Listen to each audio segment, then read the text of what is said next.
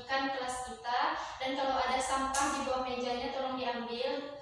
Nah, sudah siap Ananda? Siap, Bu. Siap ya. Nah, sebelum kita mulai pembelajaran, siapa ketuanya di sini? Deca, Bu. Deca. Kepada Deca silakan dipimpin doanya. Berdoa mulai. Berdoa selesai.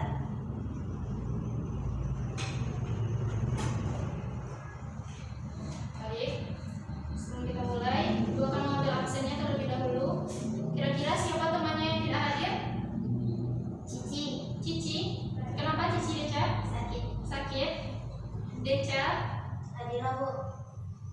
Baiklah.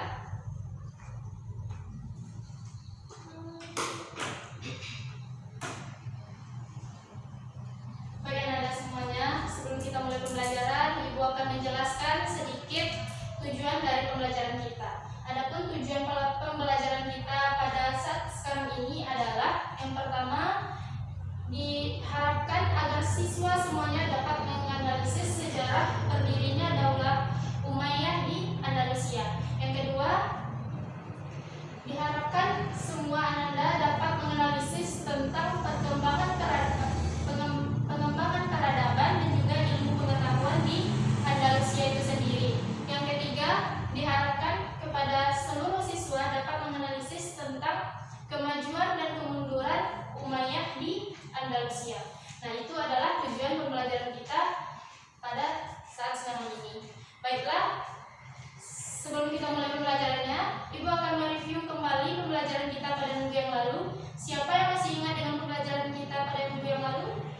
Deca ya. Ya, silakan Deca. Itu materi materi minggu lalu, Daulah Umayyah di Damaskus. Ya. Gimana Deca penjelasannya?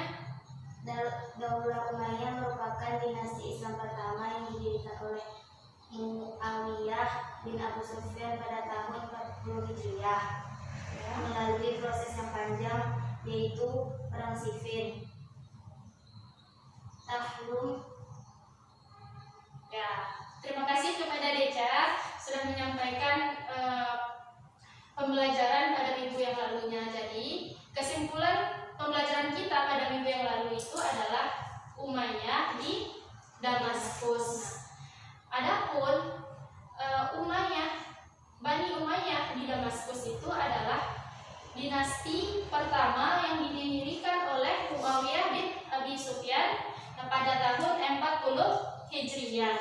Nah, proses pendirian dari Daulah Umayyah itu sendiri di Damaskus melalui proses yang sangat panjang. Yang pertama melalui Perang Siffin, yang kedua yaitu melalui tahkim, dan yang ketiga itu melalui Akhdul Jamaah. Ibu harapkan Anda semuanya bisa memahami pembelajaran kita pada minggu yang lalu ya. Baik.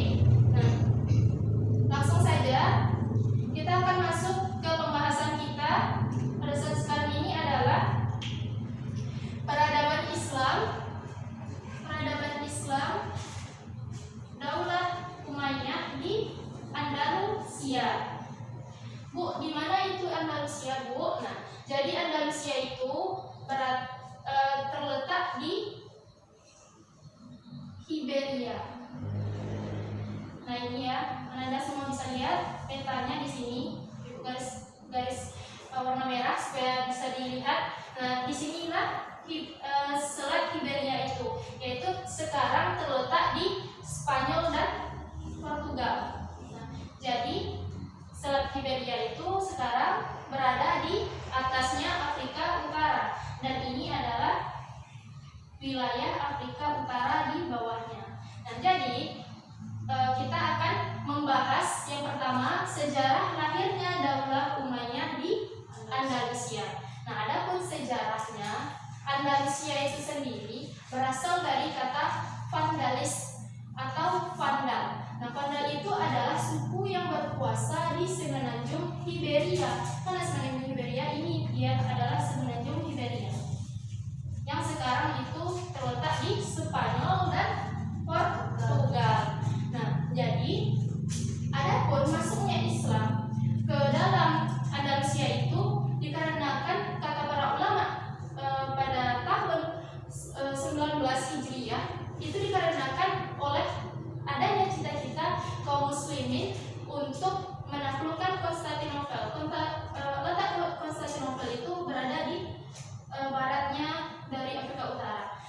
kaum muslimin memiliki cita-cita untuk menaklukkan Konstantinopel. Karena ingin menaklukkan Konstantinopel, makanya kaum muslimin membuat strategi menaklukkan Andalusia terlebih dahulu. Nah, singkat cerita Ananda, jadi kaum muslimin sebelum menaklukkan Andalusia, menaklukkan wilayah Andalusia ini, maka kaum muslimin terlebih dahulu dia menaklukkan Afrika Utara. Jadi ini yang di bawah dia ditaklukkan terlebih dahulu. Nah, adapun yang ditunjuk sebagai pemimpin perang itu adalah seorang tabi'in yang bernama Utbah bin Nafi'. Nah, Utbah bin Nafi' inilah yang menaklukkan Afrika Utara. Dan Utbah bin Nafi' ini berhasil menaklukkan Afrika Utara dengan cepat, yaitu dalam jangka waktu beberapa bulan saja. Nah, tetapi yang kita sayangkan, dengan kecepatan dia untuk menaklukkan Afrika Utara, dia tidak memiliki fondasi yang kokoh di Afrika Utara ini, sehingga orang-orang yang sudah masuk ke dalam Islam itu memberontak kembali kepada Utbah bin Nafi' dan tidak mau menjadikan dia sebagai pemimpin. Nah, pada saat itu gagallah Utbah bin Nafi' di dalam menaklukkan Afrika Utara. Nah, selanjutnya dengan kegagalan dari Utbah bin Nafi', maka diutuslah Musa bin Nusair di Mesir oleh khalifah yang berada di Damaskus. Nah, di Mesir ini Musa bin Nusair itu diutus untuk menaklukkan Afrika Utara, wilayah Afrika Utara seluruhnya. Nah, pada saat Musa bin Nusair ingin menaklukkan Afrika Utara, dia mengambil pelajaran dari pendahulunya. Kan karena pendahulunya tersebut tergesa-gesa dalam menaklukkan Afrika Utara, maka Musa bin Nusair secara perlahan-perlahan dalam menaklukkan Afrika Utara, dan hasilnya dia berhasil menjadi gubernur di Afrika Utara. Jadi Musa bin Nusair berhasil menaklukkan Afrika Utara dan menjadi gubernur di sana. Itulah kehebatan dari Musa bin Nusair. Dia berkaca dan tidak mau melakukan kesalahan yang sama seperti para pendahulunya yang dahulu. Nah, jadi Ananda semuanya, Musa bin Nusair setelah berhasil menguasai Afrika Utara, dia memiliki keinginan yang sangat besar untuk menaklukkan Andalusia. Karena kan kalau kita lihat dari selat ini kan sangat berdekatan dengan Andalusia, Afrika Utara dengan Andalusia. Jadi kalau kita di tepi pantai atau di tepi selat Gibraltar ini, jadi kalau kita berada di pantainya, kita bisa langsung melihat Andalusia dari tepi pantai itu. Nah, sehingga dikisahkan waktu dahulu tersebut bahwasanya Musa bin Nusair saking semangatnya dia ingin menaklukkan kota Andalusia, dia ingin menyeberangi selat tersebut dengan kuda. Nah, alhasil kalau kita menyeberangi dengan kuda, pasti akan tenggelam kudanya. Nah, dan pada saat air laut tersebut sudah menyentuh leher kudanya, lalu Musa bin Nusair itu berkata, nah, andaikan saja aku bisa menyeberangi selat ini dengan kudaku, maka sekarang ini juga akan aku taklukkan Andalusia. Saking dia bersemangatnya untuk menaklukkan Andalusia. Nah, jadi Anda semuanya dengan keinginannya yang besar ingin menaklukkan Andalusia, maka dia meminta izin kepada khalifah, yaitu Walid bin Abdul Malik, nah, yang sedang berkuasa di Damaskus. Musa bin Nusair meminta izin kepada khalifah untuk menaklukkan Andalusia dan juga meminta bantuan dikirimkan prajurit kepada Musa bin Nusair. Nah, setelah itu khalifah mengizinkan Musa bin Nusair untuk menaklukkan Andalusia pada saat itu. Nah, pada saat itu Musa bin Nusair diberikan 500 pasukan oleh khalifah, dan untuk menyelidiki keadaan dari Andalusia ini, itu dipilihlah seorang panglima yang bernama Tharif bin Malik. Nah, Tharif bin Malik inilah yang menganalisis keadaan dari Andalusia, bagaimana keadaan Andalusia sebelum kaum muslimin untuk menaklukkannya. Nah, jadi setelah Thaurif bin Malik dan 500 pasukan tersebut menyelangi selat untuk masuk ke Andalusia, maka pada saat itu mereka mendapati ternyata di Andalusia itu sedang terjadi konflik. Nah, yang terjadi konflik itu adalah antara raja dengan rajanya. Siapa nama rajanya? Rajanya itu bernama Rodrigo dan Raja Julian. Nah, dikisahkan bahwasanya Raja Rodrigo ini adalah seorang raja yang zolim. Dia sering mengambil tanah pertanian dari Raja Julian, dan bahkan dikisahkan dia sampai menodai kehormatan dari anak Raja Julian. Nah, dan Raja Julian pada saat itu ingin mengalahkan yang namanya Raja Rodrigo dan meminta bantuan kepada kaum muslimin. Dan melihat konflik tersebut, pemimpin perang tadi yang bernama Thaurif bin Malik mengatakan kepada dan kembali ke Musa bin Nusair mengatakan, wahai pemimpin kami, bahwasanya di Andalusia itu telah terjadi konflik dan kita memiliki peluang untuk masuk ke Andalusia untuk menaklukkannya karena di sana sedang terjadi kekacauan di sana.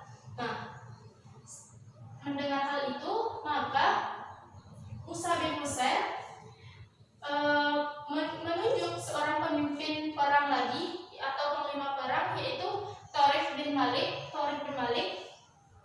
yang diberi pasukan 7.000 pasukan, sebanyak 7.000 pasukan untuk menyeberangi selat Gibraltar. Nah, kenapa nama selat ini disebut Gibraltar? Itu dikarenakan Thaurif bin Ziyad berhasil mengalahkan Raja Rodrigo, sehingga selat ini dinamakan dengan selat Gibraltar, atau kalau dibahasakan sebagai selatnya Thaurif bin Ziyad, saking dia terkenalnya karena mengalahkan Raja Rodrigo. Nah, saat itu setelah sampai Thaurif bin Ziyad ke Andalusia, maka mata-mata dari Raja Rodrigo menyampaikan kepada Raja Rodrigo bahwasanya kaum muslimin telah sampai ke Andalusia. Nah, pada saat itu Raja Rodrigo yang sangat sombong, dia memiliki pasukan sebanyak 100.000 pasukan. Nah, kalau 100.000 pasukan melawan 7.000 itu kalau kita bandingkan sekarang itu sama dengan 1 orang melawan 10 orang. Nah, jadi itu kan sangat perbandingan yang sangat jauh berbeda. Nah, tetapi karena kepintaran dari strategi Thaurif bin Ziyad, dia berhasil mengalahkan Raja Rodrigo.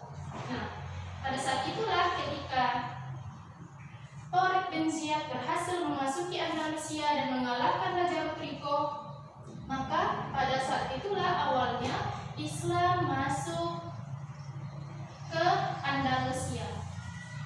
Nah, jadi itu anak-anak semuanya sejarah lahirnya Daulah Umayyah di Andalusia.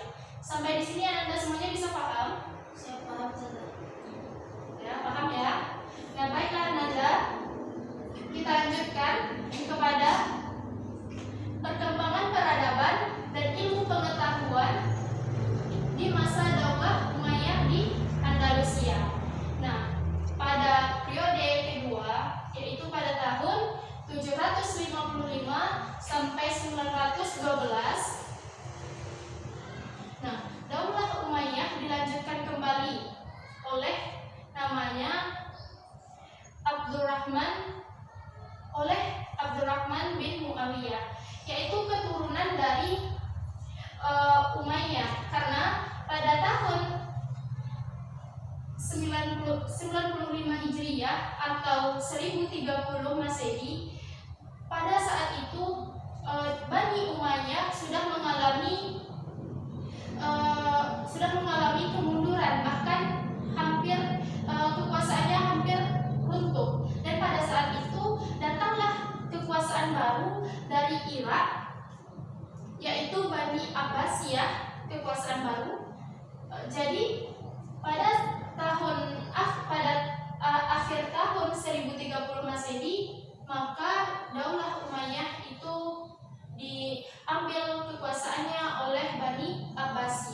Jadi runtuhlah Umayyah pada saat itu. Nah, namun yang kita sayangkan pada Daulah Abbasiyah kan juga berasal dari Islam.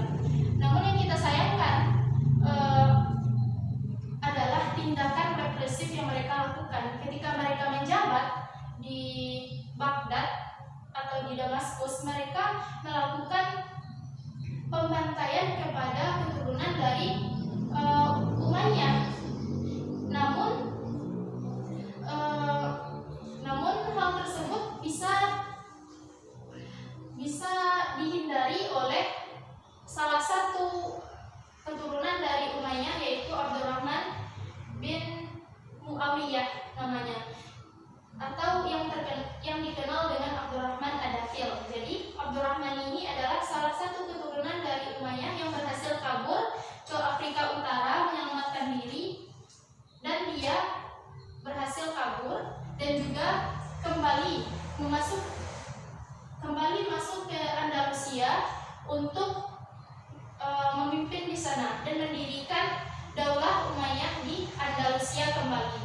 Jadi periode kedua itu pada tahun 755 sampai 912 Masehi. Kembalilah Umayyah atau masuklah Islam untuk melakukan kekuasaan di Andalusia pada saat itu. Nah, selanjutnya Daulah Umayyah itu berkuasa di Andalusia lebih kurang dari 7,5 abad lamanya.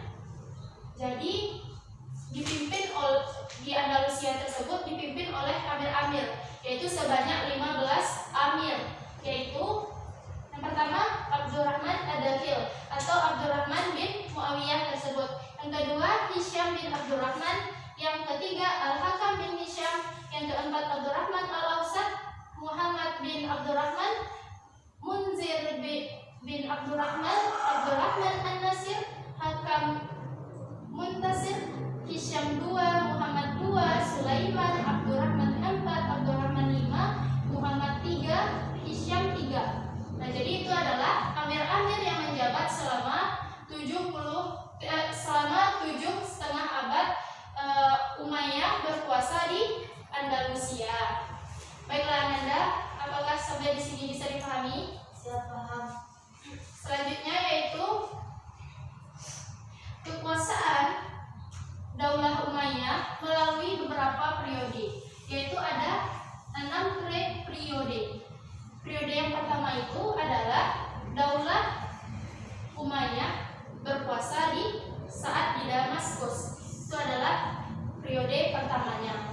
Dan ketika setelah periode tersebut runtuh dan digantikan oleh Abbasiyah, maka pada periode kedua ini itu adalah ketika Abdurrahman Ad-Dakhil itu berkuasa lagi di Andalusia. Jadi itu adalah periode keduanya ketika Abdurrahman Ad-Dakhil berkuasa kembali di Andalusia. Yang ketiga itu adalah periode di masa pemerintahan Abdurrahman III, yaitu Abdurrahman An-Nasir, diberi gelar Abdurrahman An-Nasir. Nah, pada saat pemerintahan Abdurrahman An-Nasir ini sudah memakai gelar khalifah. Nah, pada saat ini puncak kejayaan terjadi di Andalusia. Nah, bentuk dari puncak kejayaannya seperti telah dibangunnya universitas di Cordoba dan juga banyak perpustakaan, bahkan sampai 7.000 perpustakaan umum yang didirikan di Andalusia pada saat kejayaan Abdurrahman An-Nasir itu. Selanjutnya periode keempat. Periode keempat itu berlangsung pada tahun 1013 dan 1000 sampai 1086.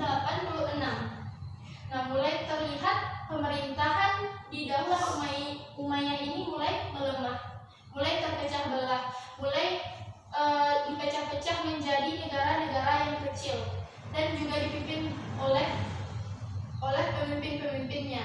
Nah, pada saat itu ketika suatu daulah itu dipecah-pecah menjadi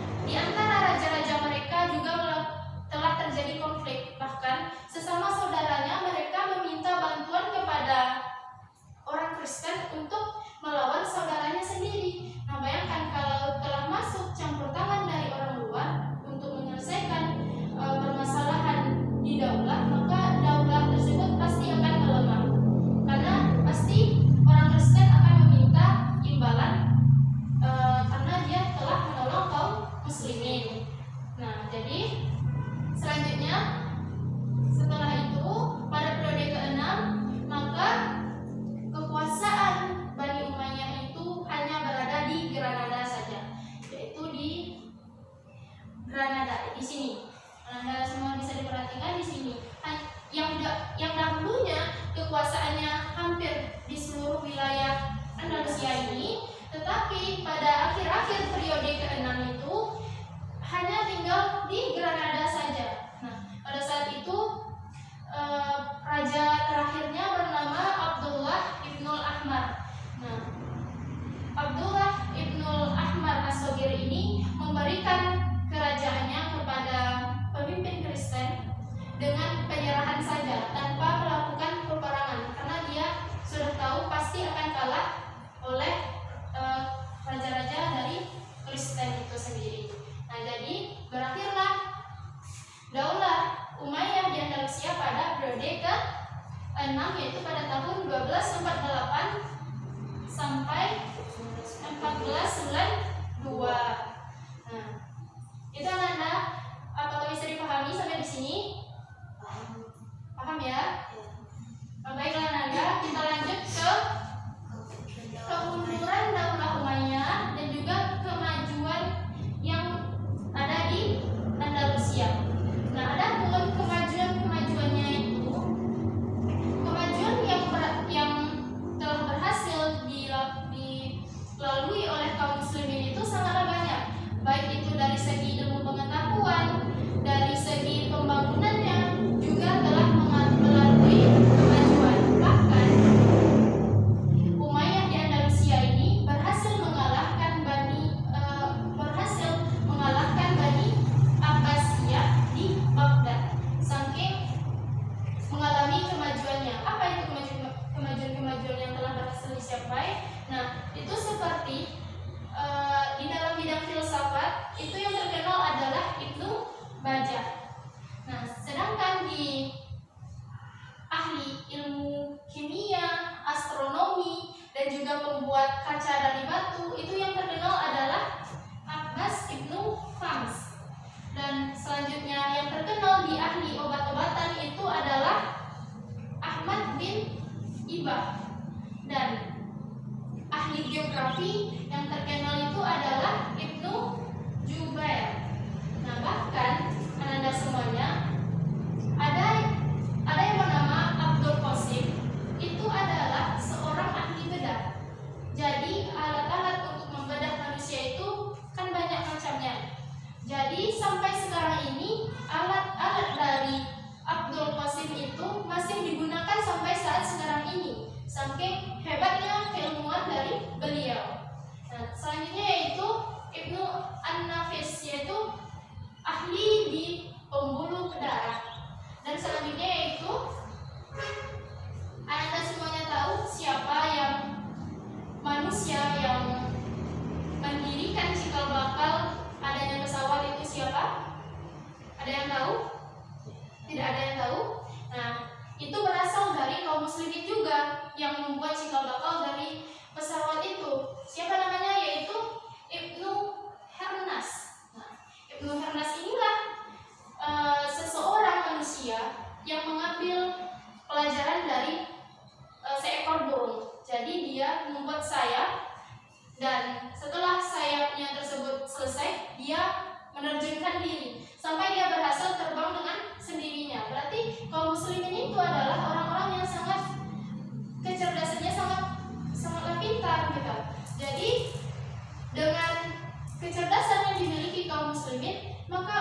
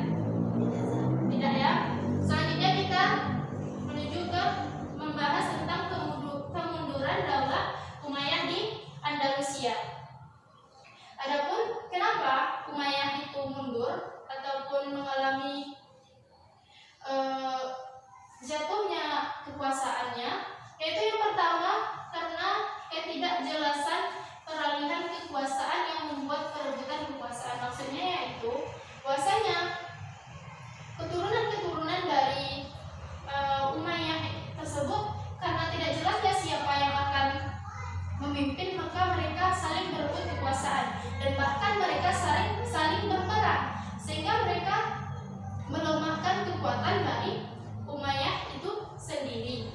Dan yang kedua itu keterpurukan ekonomi. Dikatakan bahwasanya para pemimpin dari Umayyah itu lebih fokus kepada pembangunan dari Daulah Umayyah sehingga perekonomian mereka lupa untuk memanajemennya, sehingga menurunlah ekonomi pada saat pemerintahan tersebut dan akan berdampak kepada kemiliteran dan juga perpolitikan pada saat itu. Selanjutnya yaitu banyaknya yang gila akan kekuasaan. Bahkan dikisahkan sejauh 20 km itu pasti ada para pemimpinnya. Nah, jadi kalau wilayah tersebut dibagi-bagi menjadi beberapa negara, itu pasti akan melemahkan daulah karena kekuatannya sudah dipotong-potong ataupun dipisah-pisah. Sama seperti badan kita, kalau misalkan tangan kita dipotong, kaki kita dipotong, kepala kita dipotong, tentu kita akan menjadi lemah, tidak memiliki kekuatan yang besar lagi. Itulah penyebab dari kemunduran ataupun runtuhnya Daulah Umayyah di Andalusia. Dan yang keempat itu karena adanya pemimpin yang tidak taat terhadap syariat dan gila akan kehidupan dunia, bahkan dia berbuat dosa. Nah, inilah yang disayangkan pada saat pemimpin ataupun khalifah pada saat Bani Umayyah, banyak yang sudah gila akan kemewahan dunia dan juga berhasad untuk menjadi seorang pemimpin. Nah, di saat itu dia lupa akan akhirat, bahkan dia melakukan dosa.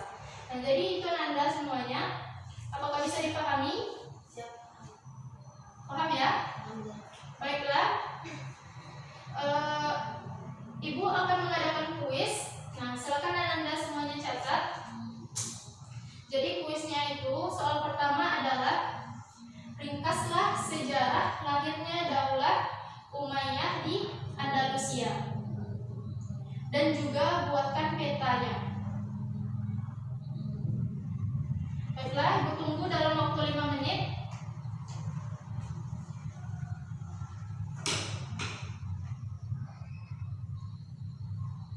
Nah, Ibu rasa waktunya sudah berakhir. Karena ya akan kumpulkan.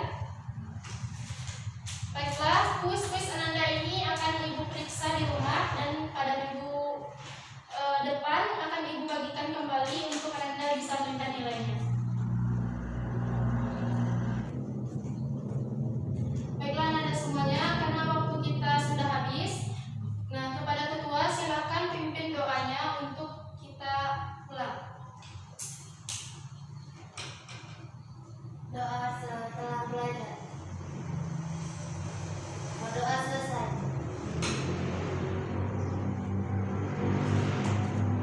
Baiklah, mudah-mudahan Anda semuanya bisa mengambil pembelajaran di peradaban Daulah Umayyah di Andalusia ini dan dapat menerapkan nilai-nilai kebaikan di dalam kehidupan sehari-harinya. Baiklah Anda semuanya, Ibu akhiri dengan pembacaan Assalamualaikum warahmatullahi wabarakatuh. Waalaikumsalam warahmatullahi wabarakatuh.